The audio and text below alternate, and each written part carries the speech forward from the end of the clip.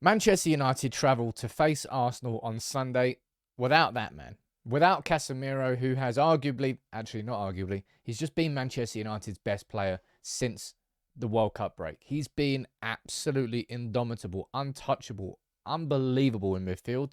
But that yellow card away at Crystal Palace means he's suspended for the game. So how does Ten Hag replace Casemiro? This is my starting 11 video and prediction for everything that's going to happen in this game against Arsenal on Sunday. I'm going to run through every single position, give my logic for each position, and you can let me know what you think in the comments below. But it's a tough one to call. Some big decisions for Ten Hag. Make sure you drop a like on the video. It does help the channel and the community, and subscribe if you're new. But of course, Arsenal, Manchester United are the only team to have beaten Arsenal in the Premier League this year. We beat them at Old Trafford. Ended up being a comfortable win because Arteta went a little bit mad in the second half. Went, 4-2-4, left tons of space, and we just hit on the counter-attack. Oh, thank you very much.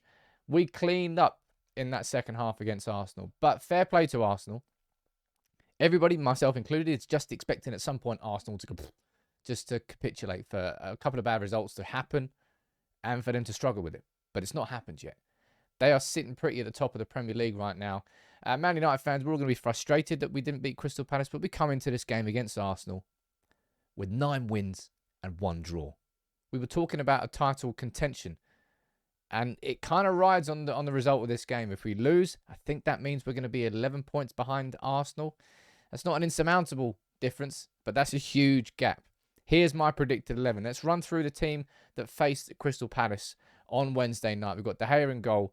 It was as strong a team as you could possibly get, really. And of course, Casemiro is now suspended, so there will be changes in this team. Let's start in defence, and there's one player I really want to start on in defence. That's absolutely going to be Aaron Wan-Bissaka. He's been phenomenal. Now, Martinelli and Saka, both extremely dangerous players. Saka more so. So it's going to be interesting to see who plays at left back. I think we all know who's going to play left back, but you might think the Martinelli. Well, we'll run through that in a minute. But Wan-Bissaka's been fantastic. Even if Dalot was fully fit, I think I'd have to keep Wan-Bissaka in on form. He's playing progressively. He's bringing the ball forward. Defensively, that was a wonderful tackle against Zaha in the last minute. He's showing something going forward, and we need to be very defensively astute and sound against Arsenal, because they will keep coming. They will keep creating chances.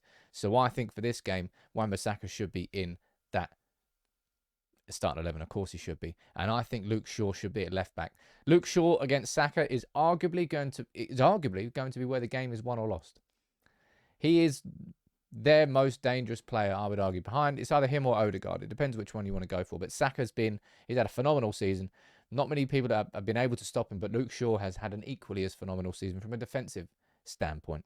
So I would put Luke Shaw in at left back, and I would keep that exactly the same as it was against Crystal Palace from a full-back perspective. Now, when you move into centre-backs, again, Rafa Varane, as long as he is fit, is our starting first-choice right centre-back. Absolutely. And we need him to have a strong game. Thomas Partey coming through the middle with Odegaard as well. They're dangerous, and Xhaka too can find space on the edge of the box. That's not going to be up to Varane to defend, but it's going to be a busy day for United's defence. We've kept quite a lot of clean sheets. I'm not expecting one on Sunday, but I think Varane will start that game. Of course he will, as long as he's fit. Now, herein lies the questions, because replacing Casemiro, I've seen quite a few people suggesting and wanting this to happen. Martinez to be moved into the defensive midfield position, because that's where he played for around about 20 games for Ajax in his first season at Ajax. He's not going to play there. Martinez will play as left centre-back. Martinez is a centre-back. And you'll remember, maybe you don't know, this is what Erik Ten Hag himself has said about Martinez playing in midfield. Daley Blind does not have the running capacity to play in midfield, and neither does Martinez. Martinez will start at centre-back. I know you get the logic, and I can understand the logic of people saying, look, Martinez will be good there, then we'll get Luke Shaw playing as a left centre-back, as he's done so well against City, and playing Malacia at left back. He did so well against Mahrez, he could do the same again. I understand the logic, but it won't happen. Not in my opinion. I might be spectacularly wrong, but I don't think I will be. But this is brutal. This extra game that got sandwiched in between City and Arsenal because it was postponed has now meant that we're missing Casemiro. It's just the way it works, right? And there is no replacing Casemiro. whatsoever. But the danger, the main danger, not the main danger, but one of the biggest dangers that starting Casemiro in defensive midfield would be is the fact that it would absolutely, I wouldn't say destroy Scott McTominay, but I think Erik Ten Hag has managed this squad very, very well all year long. But if he was to choose to start Martinez as defensive midfielder for a first ever time ahead of a fully fit Scott McTominay, it's a massive fuck you from Erik Ten Hag. And remember, look, I know that Scott McTominay is in no way, shape or form going to replace Casemiro, but can he do a job for us on that day that we need him to do? I think he can. Let's not forget what Scott McTominay did after these two games against Brighton and Brentford. He started against Liverpool where we won. He started against Southampton where we won. He started against Leicester City where we won. And he started against Arsenal where we won last time. All four of them, he was in central midfield. I think Scott McTominay comes in for Casemiro. I don't think it's replacing Casemiro, but in terms of how can we replace him inside this squad, how can we get the best shape out of this midfield and make it balanced, it's McTominay there. And I think Eriksen starts alongside him. We need Eriksen doing that playmaking from deep, relieving the pressure, receiving that ball from our back four and making sure that he can bring that ball forward. Eriksen kind of dropping into these positions here.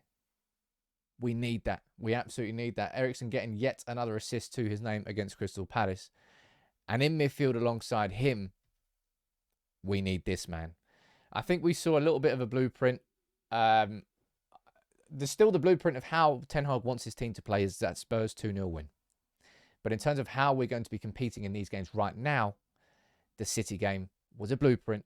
And what Fred did on De Bruyne, I would anticipate that Ten Hag would hope for a similar performance from Fred on Odegaard. Odegaard is the main playmaker in the middle for Arsenal, right?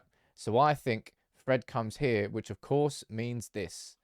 And again, I called this for the City game, and it ended up being correct. And I would absolutely expect the same thing. I would expect Fred to be brought in to be the third midfielder in the number 10 role, and for Bruno to then be pushed out to the right wing. He won't necessarily operate purely as the right winger. In fact, he'll probably drop inside quite a lot. Now, Man United might find that we're a little bit narrow because of that. But then hopefully with Wan-Bissaka overlaps and Bruno can't. I imagine that's what's going to happen. You might not like it. I think you should. It worked against City. And Anthony right now, let's be honest, he's not impacting games as much as he needs to impact games. And I think that's a very fair thing to say. The reason I've got Sancho in the same photo here as Anthony is because Sancho's about to come back to the squad. He's already trained this week. I don't think he's going to be used inside this squad for Arsenal. I think we'll be seeing him against Nottingham Forest in the League Cup semi. I think that'll be a good time to bring Sancho back. But Anthony, I think it was for the first time. I've been giving him a lot of leeway because he's been a new signing. But for the first time, I was really quite frustrated with Anthony against Crystal Palace. And maybe a lot of you have reached that earlier than I have. But he does have to find that. He's an extreme flair player. He loves flicks. He plays with confidence and plays with that Brazilian swagger. But he has to get the product. He has to go on the outside of players, man. Dribble past them. I know you can do it. You did it at Ajax enough. But I don't think Anthony starts this game. I think it's Bruno out on that right wing with a midfield trio of McTominay, Eriksen and Fred. Honestly, if he played Martinez there, I wouldn't say it would cause irreparable damage between McTominay and Ten Hag, but this is a long season. We need the full squad. I just don't think he'd ostracize that relationship for the sake of effectively risking Martinez in that central defensive midfield position. You might disagree with me. This is my prediction. It might be right or wrong. But of course, the man that we're looking towards to score a goal on Sunday is Marcus Rashford. He had an off game against Crystal Palace. Which didn't look completely 100%. Maybe he was still reeling from a slight injury from the City game. But Rashford needs to be better than that. It doesn't help Man United the fact that we got, as I said, this game being sandwiched in between. It's just the way it's worked, right, with the scheduling. And it's tough. But Rashford, I think, will start this game. And I absolutely do think that we will be seeing Wout Weghorst start. Now, I felt that he had a solid enough debut. It wasn't spectacular. But he pressed where he needed to. I think he held the ball up quite well where he needed to and linked up with his teammates. We need to see that and then some against Arsenal. We need to see more of a presence from him, really holding that ball up, hopefully finding some passes in behind for any overlapping runs from Bruno or from Rashford.